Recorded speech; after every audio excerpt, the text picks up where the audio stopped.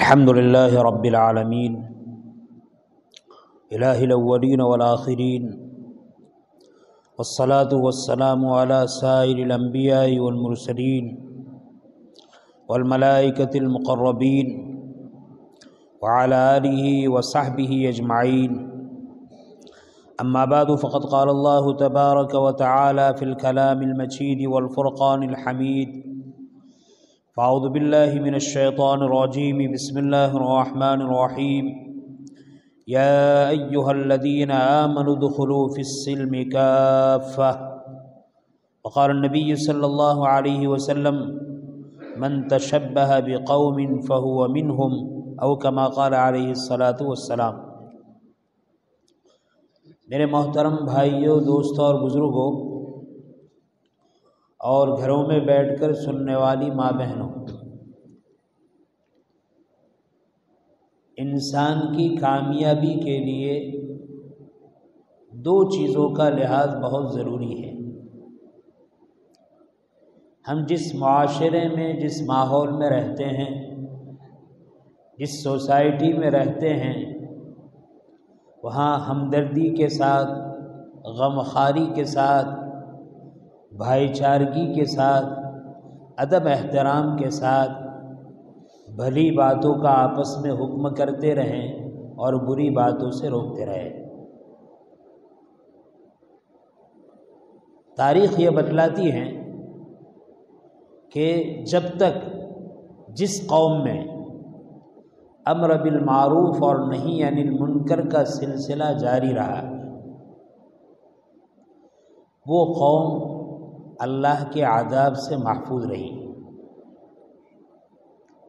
جب امر بالمعروف نہی عن المنکر ختم ہوا، بند ہو گیا، تو اللہ تعالیٰ نے اس قوم کو اپنے عذاب میں پکڑا. تو کامیابی کے لیے سب سے بڑی چیز یہ ہے کہ بھائیوں میں، دوستوں میں، ملنے جلنے والوں میں ہر بھلی بات کا حکم کرے، ہر بری بات سے روکے. کامیابی کے لیے دوسری اہم چیز ہے،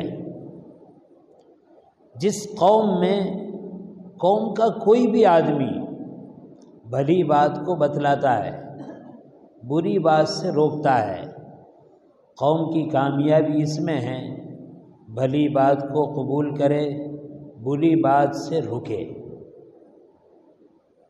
ایک تو ہے کہنا سننا، اور ایک ہے سننے کے بعد اس کو اپنانا. تاریخ عالم سے یہ بات بھی واضح ہوتی ہے کہ جن قوموں میں امر بالمعروف نہی عن المنکر کا رواج رہا، لیکن قوم نے بھلی باتوں کو قبول نہیں کیا، بری باتوں سے نہیں روکے، سنی انسنی کر دی، حق تعالی شانہ کے عذاب نے اس بستی کو پکڑا، اس قوم کو پکڑا. ایک دور تھا کہ ہمارے اندر دین کی بات سننے کا جذبہ تھا، سننے کا شوق تھا، سننے کی طلب تھی. اور ایک آج کا دور ہے کہ وہ جو پہلے ذوق اور شوق تھا وہ اب اہتمام نہیں رہا، وہ طلب نہیں رہی، وہ تڑپ نہیں رہی. اور دوسری جو چیز ہے جو نہیں ہونی چاہیے تھے وہ ہونے لگی، کہ اگر شوق نہ ہونے کے باوجود، طلب اور تڑپ نہ ہونے کے باوجود اللہ کے کسی بندے نے بھلی بات کہہ دی، بری بات سے روک دیا، تو ہم نے سنی کو انسنی کر دی. ہم اپنے احوال سے، اپنے اعمال سے، اپنے کردار سے، اپنے چال چلن سے، اپنے رہن سہن سے ایک اینچ بھی پیچھے آنے کے لیے، ایک اینچ بھی آگے بڑھنے کے لیے تیار نہیں.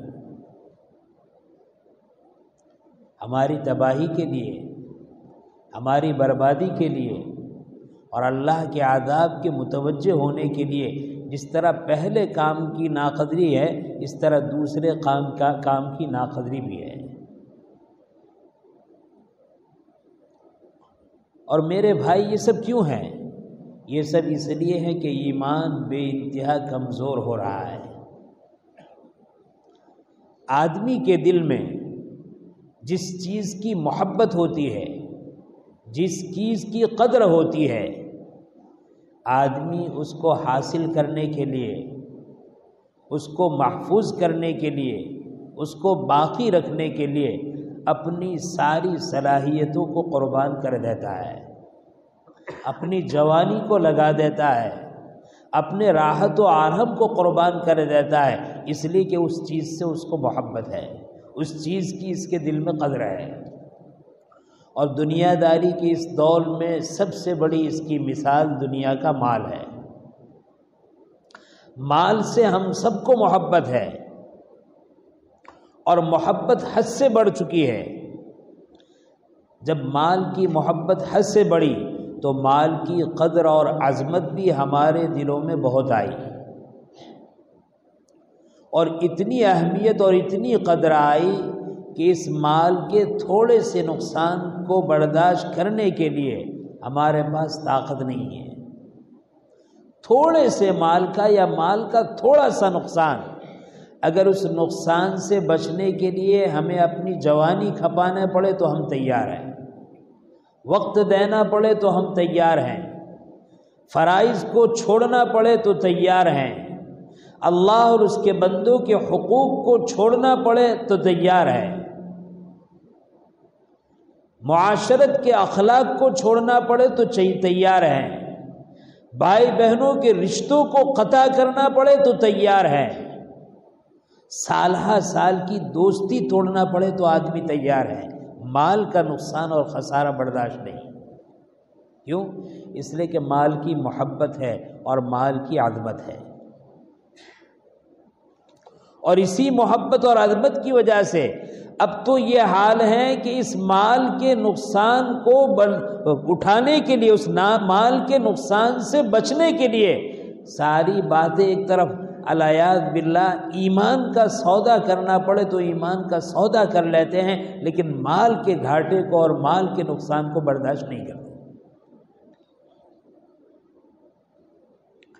میرے عزیز بھائیوں، دیکھو مال بری چیز نہیں ہے، اور ایک حد تک مال کی محبت یہ بھی بری چیز نہیں ہے۔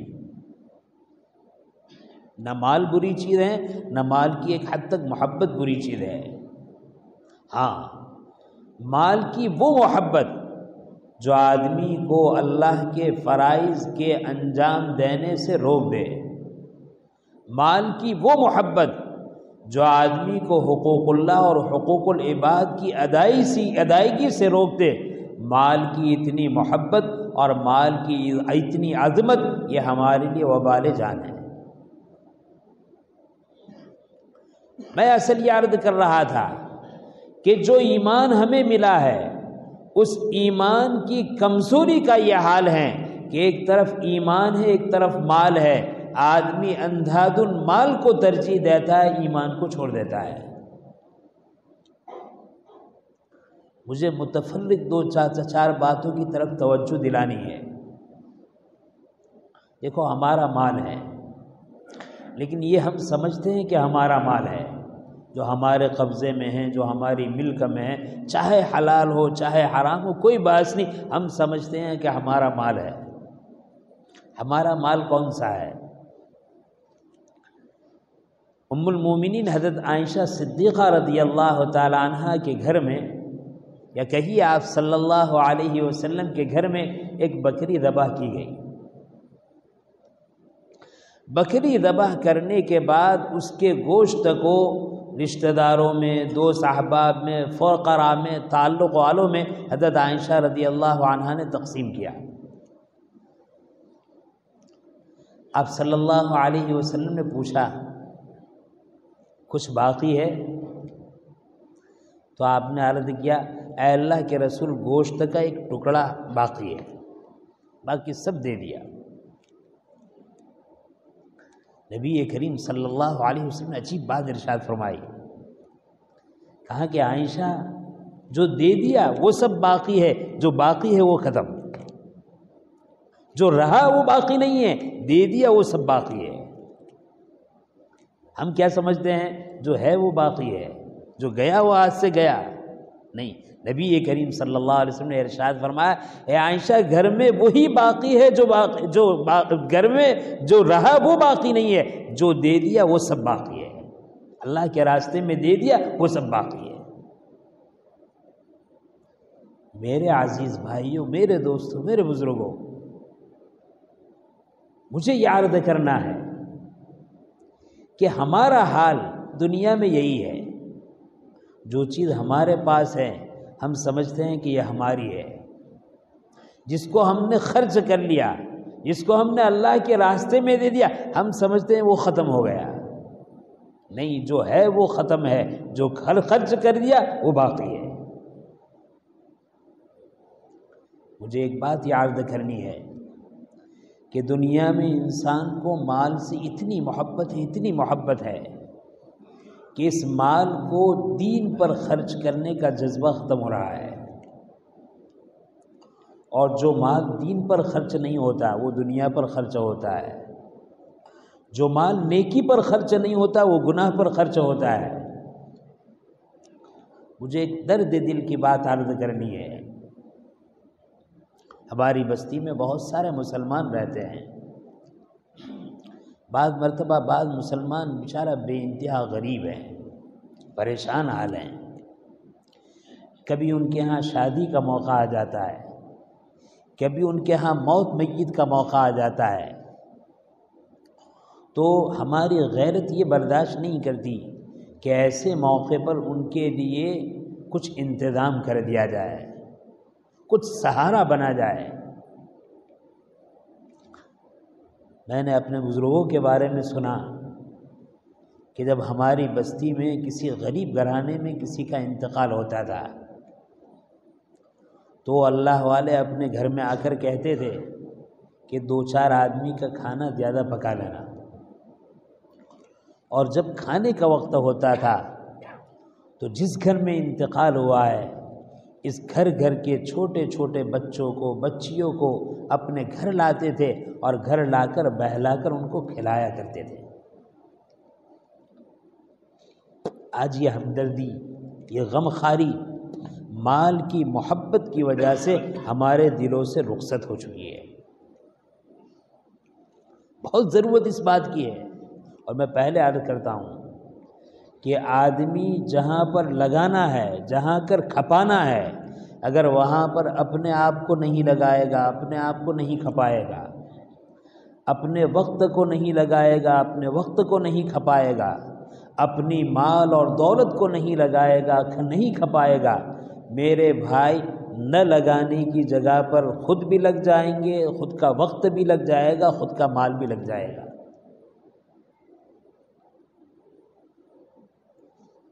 اور کیسے لگے گا؟ راستے تو 2 ہی ہیں، اللہ والا راستہ ہے، شیطان والا راستہ ہے۔ صحیح راستہ ہے، فضول خرچی والا راستہ ہے۔ صحیح راستے پر لگانا پڑے گا، اگر صحیح راستے پر لگانے سے رک گئے تو پھر غلط راستے پر لگانا نہیں پڑے گا، لگ جائے گا۔ مثال کے طور پر ہمارے یہاں کسی آدمی کا انتقال ہوا، وہ بیچارہ غریب ہے، اس کے یہاں لوگ جمع ہوئے ہیں۔ ہمارے یہاں بھاتی کا تو بہت رواج ہے، اور ایسا غلط رواج ہے جس کی کوئی انتہا نہیں۔ غم بھی نہیں ہے، لیکن ایک وقت کا کھانا ماموں کی طرف سے، شام کا کھانا خالہ کی طرف سے، دوسرے دن کا پھوپھی کی طرف سے، تیسرے دن کا چچا کی طرف سے، اور پھر تیسرے دن، بس یہ ضروری ہم نے سمجھ لیا ہے۔ اس چیز کی کوئی فکر نہیں کرتا کہ جس دن انتقال ہوا ہے اس دن اس کے گھر میں کھانے پینے کا نظم ہے یا نہیں، اس کے چھوٹے چھوٹے بچوں نے، ان کے گھر کی عورتوں نے کھانا کھایا ہے یا نہیں کھایا ہے۔ اور یہ حالات آنکھوں دیکھے ہیں، چشمدید ہے، کوئی واقعات نہیں، کوئی قصہ کہانی نہیں ہے۔ بہت بڑی ضرورت ہے کہ آدمی اپنے مال کو، اپنے وقت کو کام کی جگہ پر لگائے تاکہ یہ غلط جگہ پر لگنے سے بچ جائے۔ میں آپ کو بتاؤں غلط جگہ پر کس طرح لگتا ہے۔ بہت سی مرتبہ میں نے عرض کیا، ہمارے یہاں کسی کا انتقال ہوتا ہے، انتقال کے بعد ہمیں یہ تو فکر نہیں ہوتی کہ بالغ ہونے کے بعد اس کی نماز تو قضا نہیں ہوئی، اس کا فدیہ ادا کرے، اس کے روزے تو نہیں چھوٹے، اس کے فدیہ ادا کرے، اس کے ذمہ حج تو فرض نہیں تھا کہ حج بدل کرائے، ہمیں اس کی تو فکر نہیں۔ ہمیں سب سے بڑی فکر ہوتی ہے، وہ فکر ہوتی ہے کہ انتقال کے بعد جب اس کو دفنایا جائے تو دفنانے کے بعد اس کے سرہانے تختی لگانا ضروری ہے۔ کوئی فائدہ نہیں، کوئی فائدہ نہیں، اس کے لگانے سے مردے کو ایک رتی برابر فائدہ نہیں۔ اور مثال کے طور پر ہم نے اس میں 100 روپے لگائے اور 1 روپیہ اللہ کے نام پر صدقہ کیا، اللہ کے راستے میں دیا اور اس کا ثواب اس مردے کو پہنچایا تو کام ہے، فائدہ ہے۔ لیکن جہاں لگانا ہے ہم نہیں لگاتے، نہیں لگانا ہے وہاں لگ رہے ہیں، اور کتنا لگ رہا ہے۔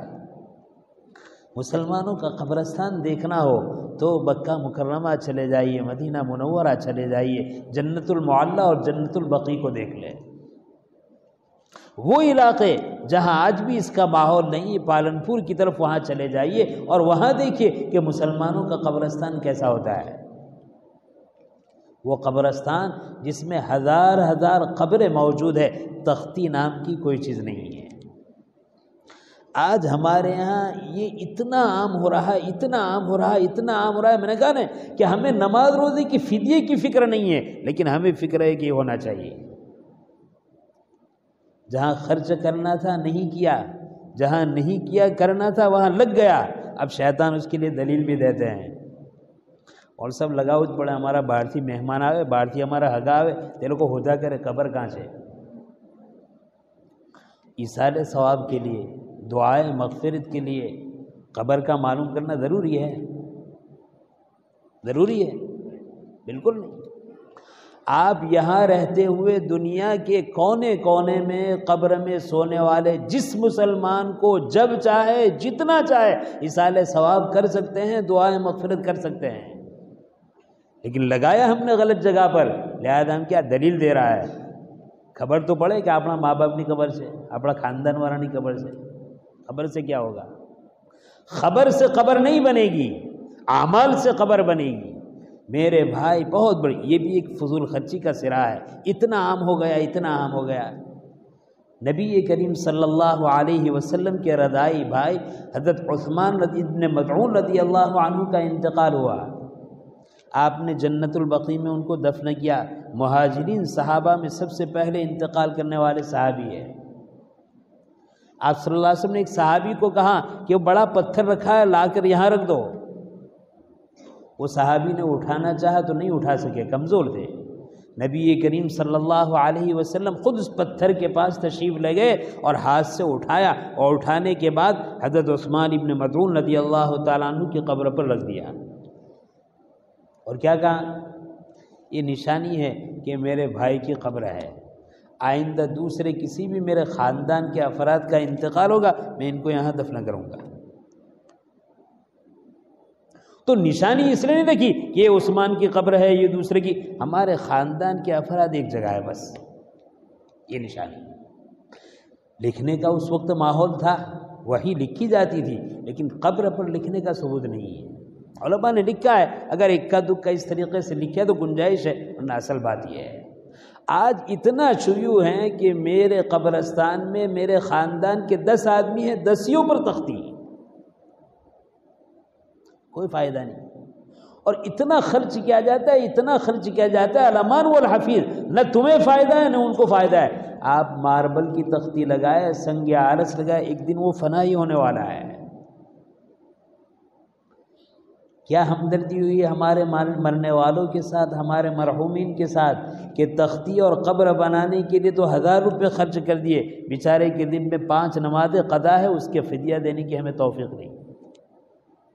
آپ تختی نہ لگاتے، آپ 1 روپیہ خرچ نہ کرتے، آپ کو کچھ نہیں ہوتی، لیکن اگر آپ کے مرحومین کے فدیے باقی ہیں تو قیامت کے دن اس کو پوچھا جائے گا، پکڑ اس کی ہوگی کہ تیری نماز قضا ہے، تیرے اوپر نماز فرض دی، تو نے کیوں نہ ادا کی؟ تو میرے بھائی ہر چیز میں ہمیں سوچنا ہے کہ کون سی چیز ضروری ہے کون سی ضروری نہیں، لیکن ہمارا دماغ خراب ہو چکا ہے، ہم تو اپنی منمانی کرتے ہیں۔ کیا مسلمان کو یہ بھی کہنے کی ضرورت ہے کہ اتران کے موقع پر پتنگ نہ چگاؤ؟ یہ کہنے کی ضرورت ہے؟ ہم مسلمان ہیں اور ہم جانتے ہیں یہ کسی قوم کا مذہبی شعار ہے، مذہبی تہوار ہے۔ مسلمان کو یہ بتلانے کی ضرورت، مسلمان کو یہ بتلانے کی ضرورت اس لیے پڑی کہ نہ خود اس نے دین پر خرچا، نہ اس نے اس کے اپنی اولاد کو دین پر خرچایا، اب اس کا بھی دین کے خلاف خرچ ہو رہا ہے اور اس کی اولاد کا بھی دین کے خلاف پر خرچ ہو رہا ہے۔ اب روکنا پڑتا ہے کہ ایسا نہ کرو، ایسے کام کو نہ کرو۔ پھر حیرت کی بات ہے جو قوم اپنی کسی چیز کو خاص خوشی کی چیز بنائے، خوشی کا معیار بنائے، ہماری اولاد بھی اسی میں اپنی مال کو ضائع کرے، اپنی جان کو ضائع کرے۔ ہم کیا مزاج بناتے ہیں؟ ہم تو چھوڑ سمجھتے ہیں ذرا پتنگ سے ذرا چگا بھی نہیں، شوق سے پورا جائے نہیں۔ وہ پتنگ چگانا شوق نہیں، اس کا نتیجہ آپ دیکھیے، نتیجہ کیا ہوتا ہے؟ نتیجہ یہ ہوتا ہے کہ ایک خوشی اسلام نے ہم مسلمانوں کو عطا فرمائی ہے اور اس کے مقابلے میں ایک خوشی دوسرے مذہب والوں کی ہے۔ ہم اپنی اولاد کو اس خوشی کے کاموں کو کرا کر اس کو یہ بتلا رہے ہیں کہ اسلام کچھ اور ہے، ہماری خوشی ہے۔ دماغ بگڑ رہا ہے، خیالات بگڑ رہے ہیں، تصور بگڑ رہا ہے، عقیدہ بگڑ رہا ہے۔ جس خوشی کو ہمیں خوشی سمجھنا تھا اس کو ہم نے خوشی نہیں سمجھا، اور جس خوشی کو خوشی نہیں سمجھنا تھا آج ہم اس کو خوشی سمجھ رہے ہیں۔ عقیدہ بدل رہا ہے، بگڑ رہا ہے، بہت بڑا خطرہ ہے۔ پھر پیسے کا دیا، مال کا دیا، علامان والحفیظ۔ کیسے دور میں؟ جس دور میں ہمارے علاقے میں ایسے مسلم گھرانے موجود ہیں جو شرافت کی وجہ سے سوال نہیں کرتے اور غربت کی وجہ سے 3 وقت پیٹ بھر کر کھانا نہیں کھا سکتے۔ کہیں جانے کی ضرورت نہیں، علاقے میں ایسے لوگ موجود ہیں، بستیوں میں ایسے لوگ موجود ہیں کہ 3 وقت آرام کے ساتھ اپنے بال بچوں کا پیٹ نہیں بھر سکتے۔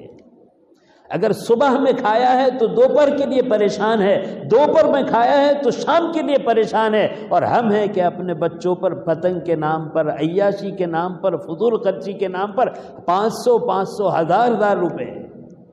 اور اب تو ایسا حال بن رہا ہے، کون سا کام ہے جو ہم نہ کریں؟ برتھ ڈے ہم اپناتے ہیں، عیاشی ہم کرتے ہیں، کیک ہم اڑاتے ہیں، پہلی جنوری کی رات میں نہ کرنے کے سارے کام ہم کرتے ہیں، گویا کہ ہم زبان سے نہ کہیں۔ میرے بھائی یہ سن لو، اپنے عمل سے یہ کہہ رہے ہیں کہ کہنے کو مسلمان ہیں ورنہ ہمیں کفر پسند ہے، کہنے کو نبی کے امتی ہیں لیکن نبی کے دشمنوں کا طریقہ پسند ہے۔ کیوں؟ عمل ہمارا اس پر ہے۔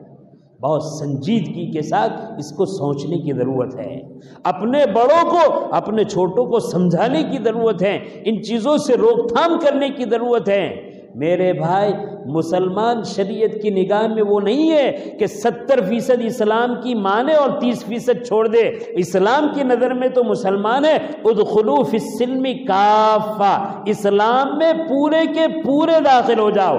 اگر اسلام کے 100 احکام ہے اور 99 احکام کو ہم مان رہے اور ایک کو ڈنکے کی چوٹ پر چھوڑ رہے ہیں اور ترک کر رہے ہیں، میرے بھائی وہ کامل مسلمان کہے کے لائق نہیں۔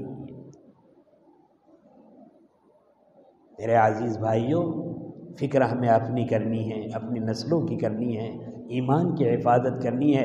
غفلت کی حد ہو چکی ہے، ہم دیکھ رہے ہیں کہ ہماری غفلت کی وجہ سے ہمارے نوجوان ارتداد کے شکار ہو چکے ہیں، ہماری نوجوان بیٹیاں ارتداد کے شکار ہوتی ہے۔ ہم چرچا کرنا جانتے ہیں، بحث کرنا جانتے ہیں، اس سے بچنے کی جو تدابیر ہے اس کو اپنانے کی ہمیں کوئی فکر نہیں۔ میرے بھائی، اگر یہی غفلت رہی تو یاد رکھنا جو بستیاں 1000 سال سے مسلمان کی کہی جاتی تھی، کہیں وہ کافر و مشرک کی شکل میں تبدیل نہ ہو جائے۔ اللہ تعالیٰ شانو ہماری حفاظت فرمائے، ہمیں سچے پکا مومن بنائے، ہمیں اپنے اور اپنے اہل و عیال کی اور پورے امت مسلمہ کی ایمان کی حفاظت کی فکر اور طلب اور تڑپ پیدا فرمائے۔ آمین۔ وآخر الدعوانا الحمدللہ رب العالمین۔